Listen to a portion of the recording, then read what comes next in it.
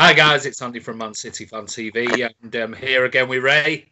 Hi guys. This is just a quick sort of player rating video and a quick chat about yesterday's game, 3-1 win away at Southampton. Ray, you were at the match.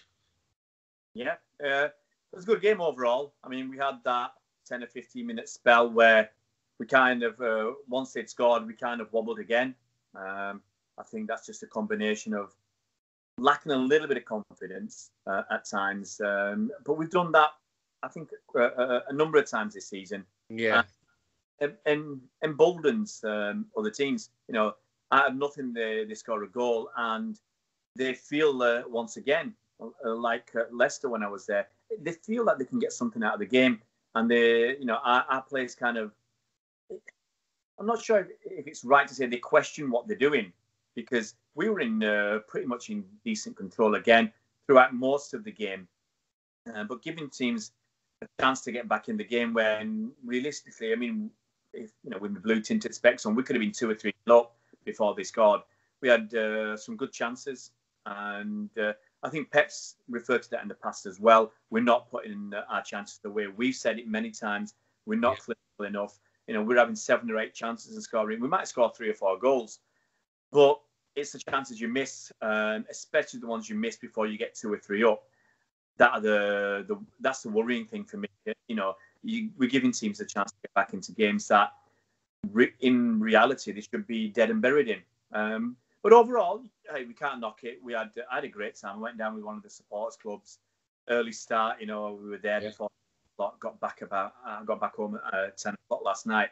But it was a fantastic day. And guys, if you normally I drive down myself and go on my own because I'm filming and everything else, and I have to stick around after games. But Southampton's a long way to go. Yeah, a good 4.5 hours, and on your own it's a bit boring. So I think it was a great thing to do with going with the, a coach load of City fans. And if you ever get the chance, guys, just take that chance, because I'll be doing it again. I didn't regret it. Fantastic. The music, I love the music on the way there and back.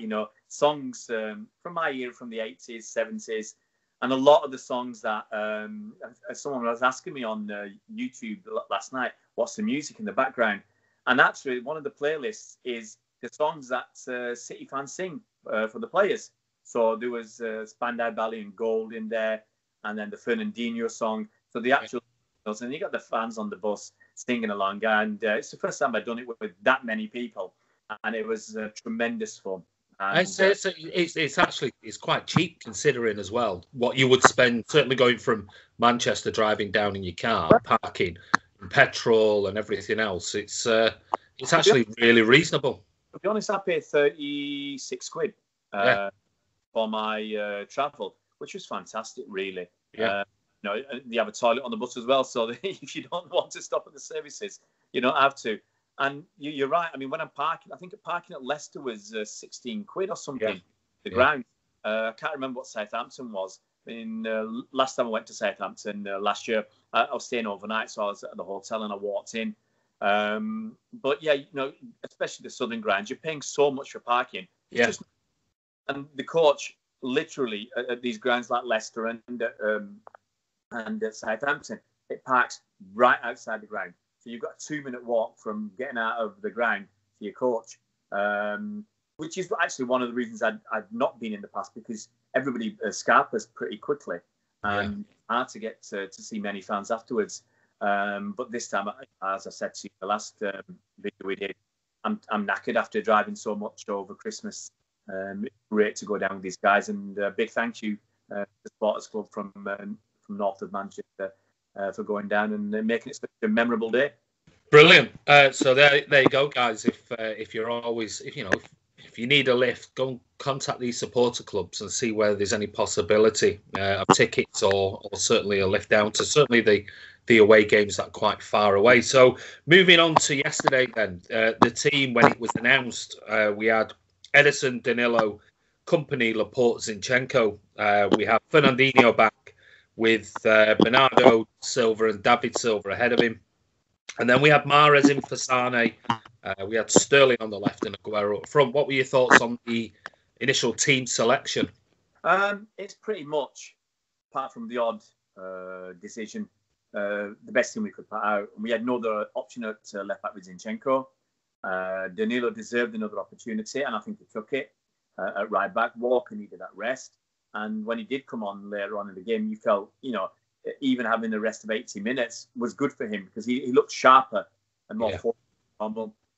Company, it's great to have him back and leading from the back. Give Stones a little rest before Liverpool. Laporte is our quality Rolls-Royce defender. Fernandinho and David Silva, couldn't ask for more.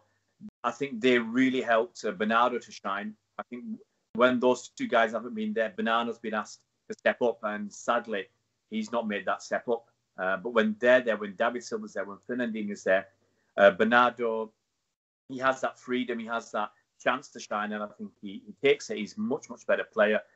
Mahrez playing instead of Sane. A lot of people want Sane to play, but we've got to give people a rest. And also Sane hasn't done enough for me. Yeah, I agree. To give Mahrez a game, and Sterling, it's a toss of a coin whether you play Sterling or Sane on the left. Sterling, good option, and Aguero, top man. He needs more time and more minutes. And with Liverpool coming up, he got that yesterday. So if we quickly just talk through the goals before the player rating, because it's a much shorter video this one today. Started off a few chances that we missed, and their keeper made a couple of really, really good saves. And then finally there was a nice 1-2 with Mahrez and Bernardo Silva down the right hand side. Bernardo cut a perfectly weighted pass across. David Silva, finished it with aplomb. Yeah. So that made it 1-0. And then, not much more to talk about. We pretty much controlled the game until Zinchenko. Talk me through your thoughts on what happened there.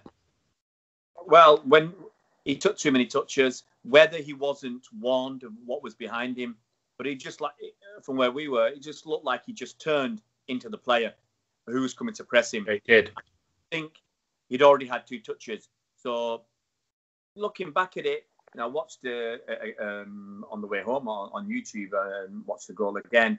I just felt he didn't control it well enough with his first touch, which necessitated him taking a second.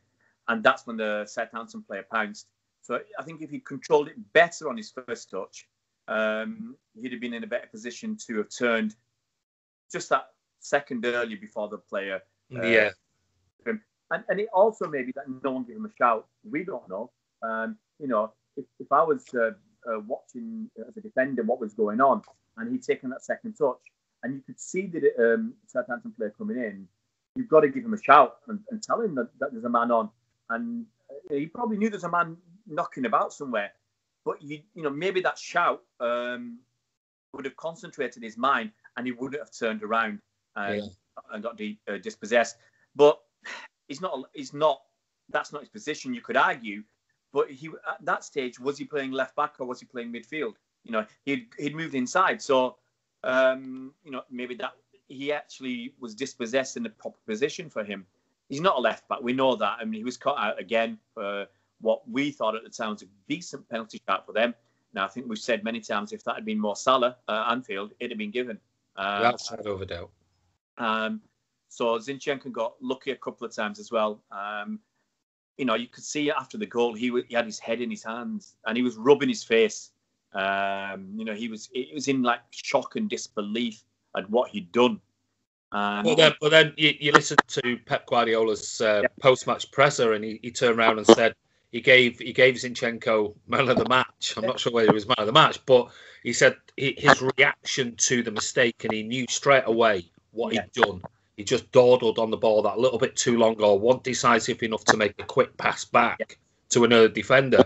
But the way he reacted to that, Pep was really, really proud of him. And he said he didn't hide. He was constantly looking for the ball, and then that ultimately ended up with the cross for Aguero and his third goal. Yeah, I mean, the fans we were disappointed, obviously, with the mistake he made, and I think some fans, even at the game and on social media, didn't look beyond that. They just looked at the mistake and started slating him, slating Delph, because Delph wasn't even there. but slating him for his mistakes. But Pep's right. I mean, the guy stood up. I mean, you wouldn't expect Pep to come out and criticize him. No. Especially since, more than likely, if we're going to play with a back four, he's going to be left back against Liverpool. So, if you come out and crush the guy in the press conference, his confidence is going to be on the floor. And, he's just going to be worried so much about making mistakes that he's more likely to make mistakes and not play properly. So I think this, what Pep's done is masterclass psychology and giving the guy the confidence he needs. And it makes me feel like Zinchenko will actually play a much better game, against Liverpool, and he'll be in the right frame of mind to play at left back if he's called upon. So I'm really glad Pep did that, and it's really good for the kids' confidence. Definitely. But he lost the ball. Still thought Højbjerg had quite a lot to do, even in that position. It was, 30 yards from goal.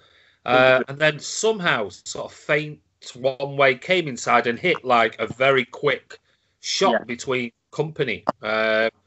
Any thoughts whether you think Ederson should have done better, or was it just it was a snapshot that took him by surprise? To be honest, I thought that the two defenders should have closed him down. There were two guys there, and neither of them really went to block the shot. I don't know if they could have blocked it properly. I mean, I didn't watch Match of the Day properly last night. I was too tired. But I don't know whether one of them could have stepped out to try and meet him and block it, or somebody should have tried to block it. Maybe Ederson was slightly unsighted with the two defenders there. Maybe he thought they would block it or go out to challenge, and maybe that shot. I mean, I thought it was an unexpected shot. It was. I was expecting him to lay the ball off sideways. I really didn't think he was going to shoot. But as soon as he shot, it went bang, straight in. And I think, by the time he'd shot, it was unexpected. It was hit very firmly, very powerfully.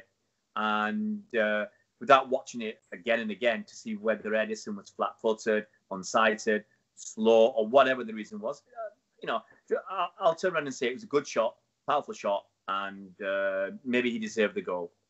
But, I mean, we came back really quickly, and which was, when we've gone 1-1 in the past, Leicester, Crystal Palace, they went on to dominate literally sort of quick, certainly 15 minutes, 10 minutes afterwards, but we didn't. We bounced back really, really quickly. And Raheem Sterling, again, driving at players, getting them on their back foot, cuts inside, went outside, hit, albeit a cross, and then, a deflection, which, to be fair, their keeper made some great saves, but probably should have done better.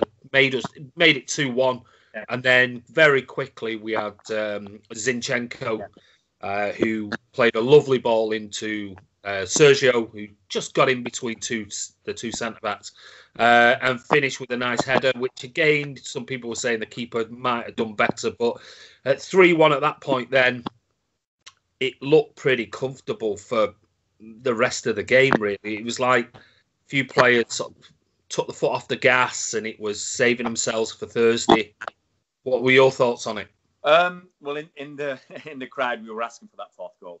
We felt we needed it, because if Southampton had scored a goal, we were worried that our legs would wobble again, because we've seen it happen in the last couple of games, and that would put pressure on us, and because we knew we had to win the game.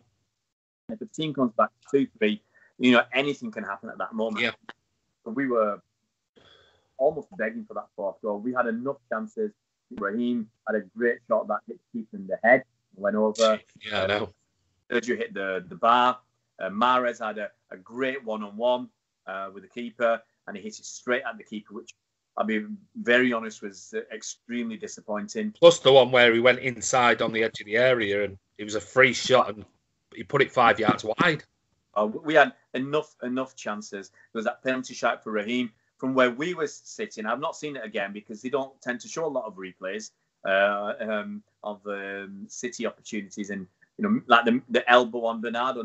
I never even saw that in the highlights. They never shown it. I was watching it live on Sky, and they kept showing the Ederson save about 10 times, and I kept thinking, let's see this elbow, because it was an elbow. Let's see it. Nothing. Never even shown it once. And I got to say this, I was very disappointed with their Southampton fans because they were booing. Yeah. And I thought that's, tribalism aside and everything else, I thought that was disgusting. Especially, it wasn't like he was on the floor and he was holding his leg. He was getting treated for a cut to his eye. So something had clearly happened, and they're booing him. Whether it was an accident or a purpose or whatever, he was definitely getting treatment. Whether he was getting I don't think he got stitches or he got something applied. Whether it was, they just put some sort of adrenaline and that in there. Got a head injury, and I'll say also about the ref who was poor throughout the game to not stop the game when he had the head injury and Southampton had the ball, and instead when we got the ball, he blows up for the head injury, which I think pretty poor. But going back to that Raheem Sterling penalty, we were watching it, and I thought at the time, Raheem's got the legs on this guy. He's past him. There's no way he's going to be able to make a tackle here. And he made a tackle, which is penalty. I mean, I was 100%.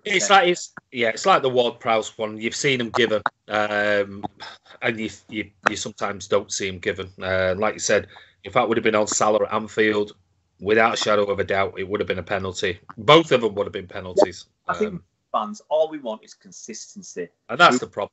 Consistent decisions. And we're not getting that. And you hear some of the refs, the retired refs, who say, there's one who said, if that, would you have given that? He said, Anfield I'd have given that. I know. Whether you call it bias or the fact that they're soft, some of these refs. Looking after themselves. Yeah, exactly.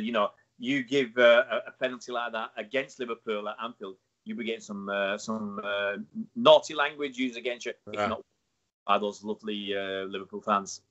Anyway, we're moving on. Finally, we'll look at the player ratings. So we won't give an overview of performance. We'll literally just breeze through, and we'll just give a score each.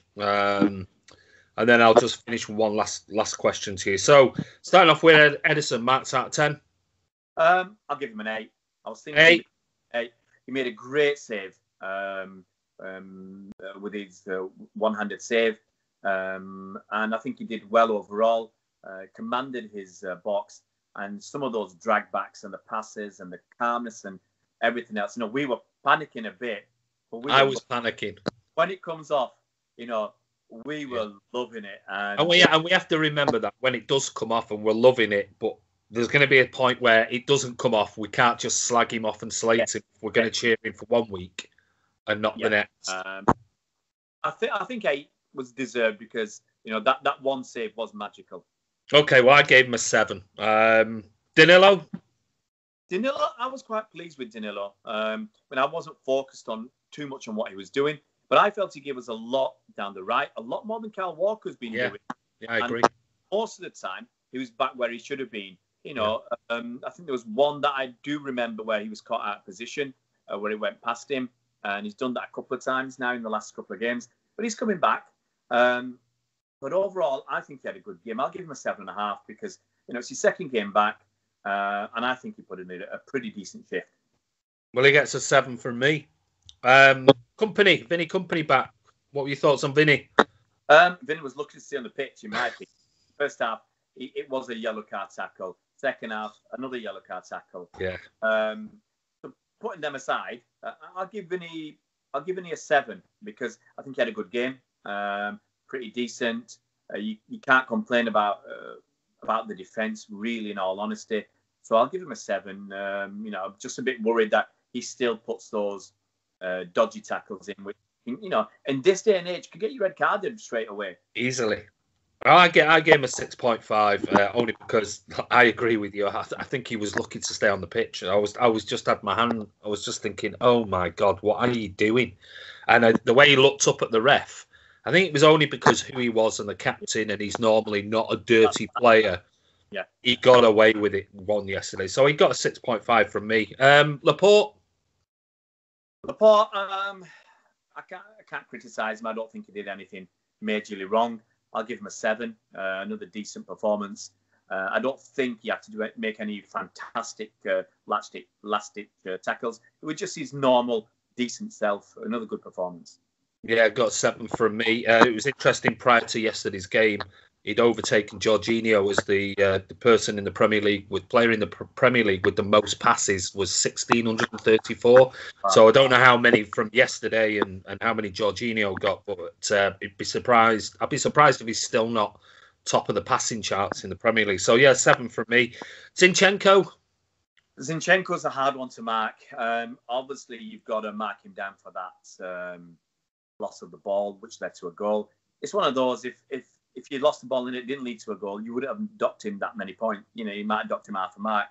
He had that dodgy moment in the box. But I think going forwards, he played well enough. He had a couple of mistakes, but he's only, 21 years old. Great cross onto Sergio's head. And for coming through the game and playing a pretty decent after his mistake, I'll give him a 6.5. I've got to dock him something because his mistake led to a goal. So I think 6.5 for me. That's what he got from me. Fernandinho, I'll give him an 8 straight away. I think he had a good game, good first game back. You know, I think City didn't want to play Fernandinho in this game. I don't think they wanted to play him at all. And I think if KDB had been fit, we might have not played with Fernandinho. If Gundogan was fit, we might not have played with Fernandinho. Yeah. So I'm glad to see he played. He got booted about a bit as well. A couple of nasty tackles on him. He's I thought actually the one in the first half was it on Fernandinho? The one in the first half, or was it on Sterling? Can't remember. But I thought the tackle in the first half I thought that was worse than the second one. Then the left, they got the straight red for. Yeah, the left let it ride. So they think, well, I've got another chance. So I think he probably got booted twice more because the ref didn't give. Yeah. The required. Probably thought, well, I might get a yellow, but in fact, he got straight red. Yeah, but I think he got kicked a couple of times where they were giving. There's a yellow, I think, on another occasion where the players felt emboldened to do it because if the ref's not giving yellows, I think I would have got sent off. And I think they're going to look at his V sign to the City fans. I think that's going to be looked at as well. I wasn't sure whether it was a V sign to the City. I saw him do it, but I wasn't sure was it to the City fans or was he? I don't know what he was doing, but certainly from the images today, it looks like he was doing that. I don't think he was signaling that he'd scored 2 goals. No, certainly wasn't. So what was your score? An 8? I give him an 8. Yeah, he got an 8 from me. I thought he was really doing his usual stuff yesterday, snuffing out everything, and very good on the ball. Bernardo Silva, I'll give him a 7. I think, as I said earlier on, when we've got Fernandinho and David Silva with him, he looks a much, much better player. They take a lot of pressure off him because David Silva's the guy who's like that. He's like a metronome. He controls the tempo and the pace of the game.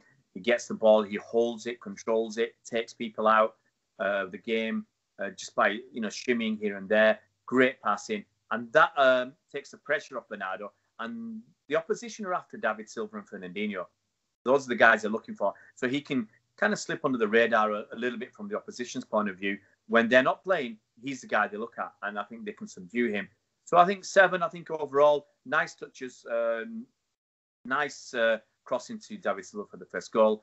And I think he helped to create a couple of other opportunities. So 7 from me. Okay, 7 from me as well. David Silva, just quickly go through these now. David gets an 8. Great game. He controlled it. Yeah, he was. He was class yesterday. So good to see him back. Some saying wish he'd grown his hair, and I'm saying I wish he'd shave it off. But anyway, gets an 8. He's just a genius. Riyad Mahrez. The consensus on the coach on the way home was 4 or 5. I'll give him a 5. I don't want people thinking we're against him, but these are City fans on the bus on the way home who felt Mahrez did not contribute enough. He had the chances, a couple of very good chances, where in all reality, I think he should have scored both of them. And he failed, hit one wide and hit one straight at the keeper, in truth be told. A couple of other opportunities, but he's not taking people on. He just looking to cut back on his left foot and then and pass it backwards. And we want him to take people on. Or if you're going to cut back on your left foot, curl it into the far post, please. Don't cut back and then the opportunity is lost, and then you have to pass it, and you're passing it too far back. And I think I hope he finds his feet, because right now the City fans, I think we're objective enough and support him, but we're also very honest. And I think between 4 and 5, I'm giving him a 5. I think that's a realistic mark out of 10 for him. Okay. Well, I read a big debate this morning on Twitter. Stephen Tudor wrote something yesterday, and lots of people were answering below. And I would say 80% of the City fans replying were not that impressed with him or what he's done over the last few games. And there was nobody sort of slagging him off. They were being objective with what their thoughts are on him. But they were all basically saying that, we're just hoping next season. But what they're concerned is the fact that we're not talking about a 21, 22-year-old here. We're talking about somebody who's been Player of the Year, and he's 28 years of age, almost, and he's got that Premier League experience. There's no excuse for him not to be doing more. So I gave him a 5.5, so I gave him a little bit more than you. Sterling? Sterling sparkled for me. I'll give him an 8 as well. He played a good game. He took players on. He committed them. Was he up against a kid? At right back, and it made life tough for him. Okay, he got lucky with the deflected goal, but hey, he did twist the guy around a little bit, and another couple of chances where he got through and put balls in. So yeah, I think. For his effort and the way he committed the players, I'll give him an 8. Well, I gave him a 7, but I thought he had a decent game yesterday. Sergio Aguero? Sergio, I'll give him a 7.5. I think he run like crazy. He really put a massive shift in, and the fans around me, we all noticed that, and we said we felt he was going to go off. 10, 20 minutes to go, because he really, really worked hard. He really is chasing back. Fantastic to see. Unlucky with the shot that hit the bar. Would have been just a typical Sergio goal. Yeah, it's unbelievable. And did that come from a long? Was it a Mahrez pass? I can't remember, or a goalie pass out to him. But he led the line well. Put the effort in. He scored a goal. And I think he got enough minutes getting ready for Liverpool. Yeah, I gave him a 7. And I think there were a couple of occasions where you were disappointed with his finishing. But I think the fact of his work rate, which is, you can't ask for more than that. And I think that's the absolute minimum level. And if you've got somebody like Aguero who might be missing chances, and he sometimes goes on these runs and he's only back from injury, as long as they're giving 100%, and which he is doing, then you can't ask for much more, because it'll only take one game and it'll click, and hopefully that'll be on Thursday. So yeah, I gave him a 7. It's hard, really. Gabby came on in the 73rd minute, Sane 84th, Walker 86th. Do you want to give any of them a score? I mean, I'm not going to give them any of them a score. I'll say Gabby worked hard. I think it was Gabby's pass to Mahrez, his through ball to Mahrez, where he put Mahrez clear for that 1-on-1. So that was a very good play from Gabby. I'm not going to give him a score, but I think he when he came on, definitely. His usual working hard. Okay, so. Pep, you want to give Pep a score quickly? I'll give Pep an 8. Look, we won the game. He said some nice stuff about Zinchenko afterwards. He still points out the fact that not putting the ball away. I think it was in his press conference before the game. He talks about the West Ham game where we won 4-0, and he was not happy. And hang on, how can you not be happy? You won 4-0, and he said, look, they had three very, very good chances. Yeah, absolutely. If they'd scored, the game could have been different. It's the same with Palace. Palace had, they scored with their first chance and the second chance and the fourth chance. So West Ham could have done the same. Chelsea. So you know, I'm glad. I'm glad because you know, we can sometimes get carried away with winning games, what looks like easily on paper. But you know, it's not been negative to say, look at the mistakes we made, because Pep's searching for perfection, and that, let's be honest, I think that's the way it should be. You can't afford to stand still. You've got to keep trying to get better and better and better. Otherwise, the players will feel it, and the players will step off a little bit. So he's going to keep pushing, and I'm glad that he's doing that. It's the competitive spirit in him and this search for beauty and perfection that I do admire. Yeah, I agree. I'll give him an 8 because for the fact that he was brave enough not to resist resting Fernandinho. He could quite easily have rested him for another 4 or 5 days for the Liverpool game, but knowing that it wouldn't have made any difference if we would have drawn the game yesterday or got beat by Southampton. It would have been over anyway. So I'll give him an 8 for having the balls to actually, you know, bring Fernandinho back. And I know we're just fingers crossed for Kevin De Bruyne on Thursday and see where that takes us. But anyway, my last thing was, and it came across loud and clear. I was watching it with my wife, and she was saying, "Wow, the atmosphere seems amazing. That's all you can hear is the City fans non-stop throughout the game." And yeah, it was absolutely brilliant. And I posted obviously last night some of those videos that he took. The City fans were in full voice. So give us a score for the City fans away at Southampton. City fans were 11 out of 10. It was, it was an amazing experience. It really, really was. They really went for it yesterday. Okay, as normal, when a team score, you're a bit quiet. But it wasn't for long, because as soon as Southampton fans started singing after they scored, the City fans were singing "You Only Sing When You're Drawing." And fantastic moment. Very, very funny. And I think most of the Southampton fans appreciated it as well. You could see them smiling, wry smiles. Throughout the game, and it was a real pleasure to be amongst them yesterday. I personally had a fantastic day. Yeah, like I said, they were absolutely amazing. It's all you could hear on certainly watching it on TV. Was just non-stop City songs constantly throughout. So 11 out of 10, 10 out of 10, 20 out of 10, however you want to call it. But they were absolutely amazing yesterday. I just thought I'd mention that towards the end of the video. So anyway, onwards, we move to Thursday. We'll be at the game. So listen, all I'd like to say is, Ray, have a wonderful New Year. And to all the followers out there, thank you. We're still a new channel in relative terms. We're only sort of 8 months old, and we're nearly hitting the 6,000 subscribers, which is absolutely amazing. We keep putting out content day in, day out for you, working really hard to do that. And all that's left from me is happy New Year, and wishing you all the best, subscribers, and for City fans for 2019. Right? Yeah, I got to echo your thoughts. It's actually a lot of fun. To work with you and do this channel. It's been an up and down year. Quite happily admit that we've had our tete-a-tetes from time to time. But we come through it on the other side because of our love for City and our love for what we do. I've got to say, 2018, it was a blue year. It was City. We were blue. Blue.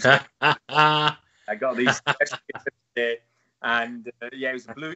It was blue, and I hope and expect 2019 to be blue as well. And for you guys who've got a little bit of problem with strobe lights and flashes, and get the last one. So 2019, put it back to the blue. 2019, I'm sure is going to be blue. All I can ask for on Thursday is that the team go out, give it everything, throw everything at Liverpool.